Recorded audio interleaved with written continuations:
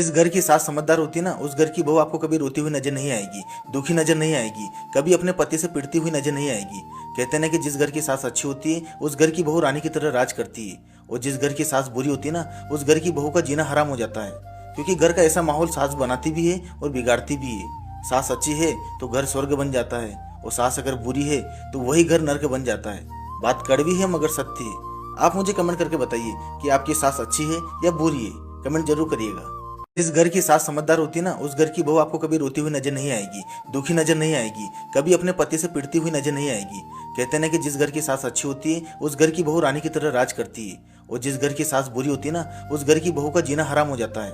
क्योंकि घर का ऐसा माहौल सास बनाती भी है और बिगाड़ती भी है। सास अच्छी है तो घर स्वर्ग बन जाता है, और सास अगर बुरी है तो वही घर नर्क बन जाता है। बात कड़वी है मगर सत्य है। आप मुझे कमेंट करके बताइए कि आपकी सास अच्छी है या बुरी है, कमेंट जरूर करिएगा।